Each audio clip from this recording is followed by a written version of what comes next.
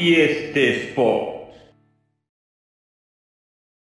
Mesdames et messieurs, bonjour, salut les amis, j'espère que vous allez bien. Bienvenue à la chaîne Ibra Show TV ou plutôt IST Sport tout simplement en français. Dans cette vidéo-là, je vais parler de ce qui s'est passé pendant ce week-end-là, que ce soit en Europe ou tout simplement en Afrique aussi et en Botola Pro, bien sûr.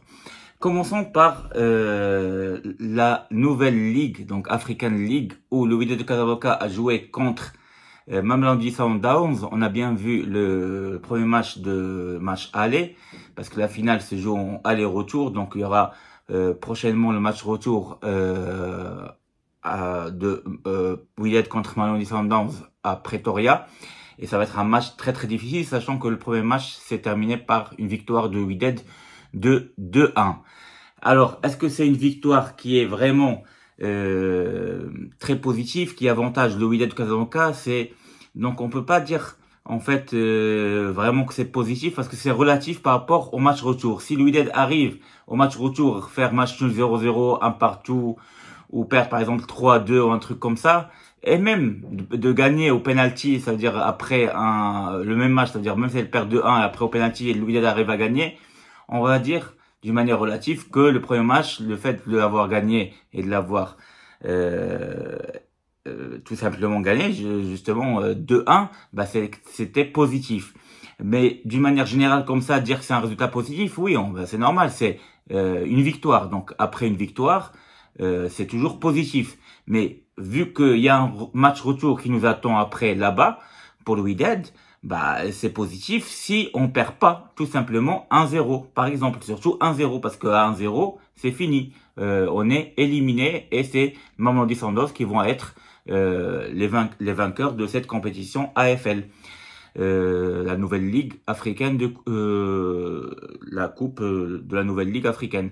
Donc pour moi c'est relatif. Le Wydad a très bien joué pour moi, surtout avant de marquer le premier but, ils ont bien poussé. L'Htimi il a fait un bon boulot sur le côté droit, et surtout sur le premier but en dribblant pratiquement deux joueurs et en rentrant sur la surface jusqu'à que le joueur de l'Afrique du Sud a marqué contre son camp. Après, j'ai trouvé que le Wydad a un peu reculé et a laissé les Sud-Africains jouer leur jeu, surtout au début de la deuxième mi-temps où ils ont un petit peu dominé, et c'est pas ce qu'il fallait faire. Il fallait tout simplement pousser aussi et ne les laisser pas venir chez nous. On a remarqué que les Sud-Africains, ils ont marqué aussi un penalty, la faute de Gebran, la faute de main, sur un corner, donc sur un coup de pied arrêté. Et malheureusement, il y a penalty vraiment. Et comme par hasard, c'est Yahya Gebran qui fait pratiquement, pour moi, qui était homme du match, qui fait un match exceptionnel. Et d'ailleurs, il ne sera pas là au match retour. Et c'est ça le bémol vraiment de Wydad de Casablanca lors de cette finale de la AFL, c'est que Gebran ne sera pas là. Et je ne sais pas qu'est-ce qu'il va faire Adil Ramzi pour remplacer Yahya Gebran, sachant que pour moi, c'est le meilleur joueur tout simplement, parce que les autres, des fois, c'est des hauts et des bas. Ils sont pas réguliers tout simplement, que ce soit Boussoufiane ou Najem, le Houni et tout ça. Le Houni d'ailleurs, il a fait une transversale, donc le Wydad aurait pu gagner 3-1 et ça aurait été encore un résultat beaucoup plus positif que 2-1, parce que à 3-1, il faut que les Sud-Africains gagnent 2-0 chez eux et pas 1-0 s'ils veulent gagner cette coupe-là. En tout cas, on va dire entre parenthèses, c'est un résultat positif parce qu'il y a une victoire derrière après tout, et quand il y a une victoire dans une finale, si le Wydad joue bien, même à l'extérieur, s'il arrive à avoir juste un match nul, ou si elle perd par exemple 3-2, c'est-à-dire plus que 2-1, bah, le Wydad va gagner cette coupe et elle va la ramener au Maroc. Ce sera la première compétition qui se déroule et gagnée par une équipe marocaine, et ce sera génial tout simplement. Hier, il y a eu un match de la Botola Pro. Tous les matchs sont joués pratiquement. Et Berkane n'a pas réussi parce que ça a été elle la première avec les phares. Mais elle n'a pas réussi à gagner, ce qui a fait que le match entre le FUS et le Raja Casablanca était très important pour savoir qui peut arracher la deuxième place. Pardon. Et dans ce cas-là, on a bien vu le match. Le Raja Casablanca a très bien joué, a développé bien son jeu et son style de jeu de tiki-taka la Marocaine. Elle a réussi à gagner 2-0 ce match-là. Quelques remarques, c'est le fait que Rafifi, moi, ce joueur-là, j'aime pas trop. Et en plus, il s'est blessé. Hier, il était pas mauvais, il était pas mal, mais malheureusement, il s'est blessé en plus. Et c'est là où le Raja a un problème, c'est que à chaque fois, dans les matchs où le Raja doit gagner facilement, comme contre Asfi par exemple, il y a toujours des erreurs défensives. Et des fois, ça peut venir du côté droit, du côté gauche, de Khafifi qui peut donner une passe pas très bien à Znichi. Alors que Znichi, franchement, il fait pour moi un excellent début de Botola, tout simplement de championnat. Il joue très bien pour moi. Euh, pour moi, franchement, il est meilleur que Monté à Ibn Abid. Ben, pour être clair, pour moi, je ne sais pas pourquoi Walid Regragui, il l'appelle pas autant que troisième gardien. C'est pas une question d'âge pour moi, c'est une question de compétence. Et pour moi, Znichi, c'est le meilleur, tout simplement, gardien qu'on a en championnat. Maintenant, Monté, il peut prendre cette troisième place à place de Benabit parce que Monté, il arrive avec Louis de Casablanca jusqu'à la finale de la AFL. On va voir ce qu'il va faire Walid Regragui, qui va annoncer sa liste des joueurs convoqués pour cette trêve internationale pour jouer les matchs qualificatifs pour la Coupe du Monde bientôt en novembre, en mi-novembre. On sait que l'Érythrée, peut-être c'est définitif, ils seront pas là. Donc on aura un match contre la Tanzanie en Tanzanie à jouer, Maroc-Tanzanie à Dar es Salaam. Et l'autre match, est-ce que ça va être un match amical ou est-ce qu'on va perdre un match? Je sais pas exactement. Pour l'instant, il n'y a rien qui a été déclaré. En tout cas, pour moi, le problème de Raja, c'est au défenseur central. Il manque vraiment un défenseur central très fort à côté de Mqaddam. Et devant, il n'y a pas d'attaquant. Depuis le départ de Malongo, il y a 2-3 ans, on n'a plus d'attaquant au Raja de Casablanca. Et donc, c'est là il y a le vrai bémol. C'est-à-dire qu'on joue toujours sur des joueurs qui sont comme Zerhouni qui n'était pas là hier parce qu'il est blessé. Mais hier, heureusement que Nefati, il a fait un grand match. Nefati, il a sorti un grand match et il a marqué les 2 buts qui ont donné la victoire du Raja de Casablanca. Mais il manque clairement un attaquant qui fait les courses derrière le dos des défenseurs et qui peut marquer des buts et qui peut...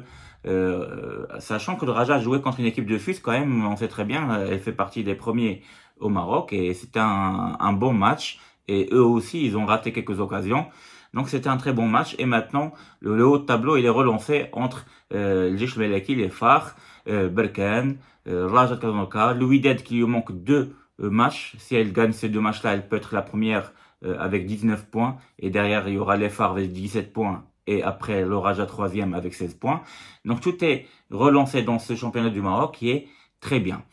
Alors, maintenant, on va parler de la Ligue des Champions européenne parce que ce soir, on a pas mal de matchs de Ligue des Champions européenne et surtout le grand match entre l'AC Milan et le Paris Saint-Germain. On sait très bien que lors du match aller, Paris a donné une leçon de football tout simplement à l'AC Milan.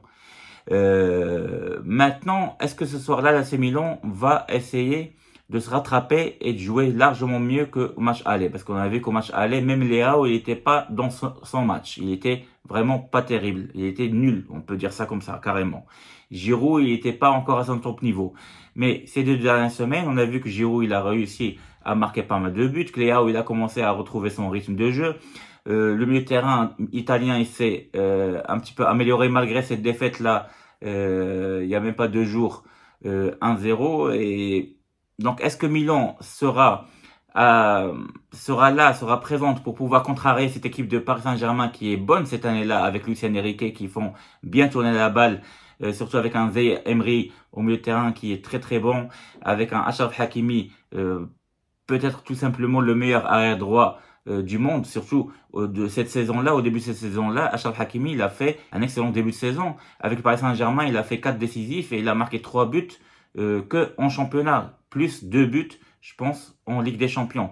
Donc Achraf Hakimi, pour moi, c'est l'un des meilleurs arrière droits de l'histoire de Paris Saint-Germain et du monde actuellement. Il y a pas mal de bons joueurs dans cette équipe de Paris Saint-Germain, avec bien sûr Mbappé qui cartonne tout le temps, malgré que ces derniers matchs, peut-être des fois, il n'est pas régulier, il marque pas, etc. Mais ça lui arrive de marquer 3 buts en un seul match. Donc on sait très bien Mbappé, avec la rapidité qu'il a, il peut marquer pas mal de buts. Donc le Milan va avoir, je pense, du boulot ce soir-là. On va avoir, je pense, un grand match. Franchement, ce soir-là, ça va être un grand match. que le meilleur gagne. Et j'espère que ça va pas être un match haché ou voilà. Je sais que les Milanais, ils sont obligés de gagner chez eux s'ils veulent garder l'espoir pour se qualifier au moins peut-être autant que deuxième. Voilà, les autres matchs, il y a plein de matchs. On va les débriefer peut-être ce soir ou demain, parce qu'il y aura demain aussi la Ligue des Champions. Mais surtout, on va débriefer le match de l'AC Milan contre Paris Saint-Germain. Donc, attendez-moi ce soir, sinon demain soir, pour parler de la Ligue des Champions européenne. Sachant que hier, Chelsea qui a battu Tottenham 4-1.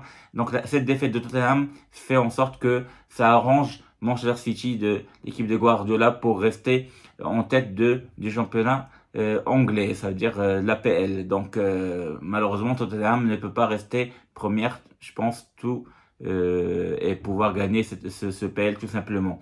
Donc Chelsea revient et on verra bien ce que ça va donner, parce que Chelsea, on sait très bien que ces 3 dernières années ou 4 dernières années, ils sont pas au top du tout.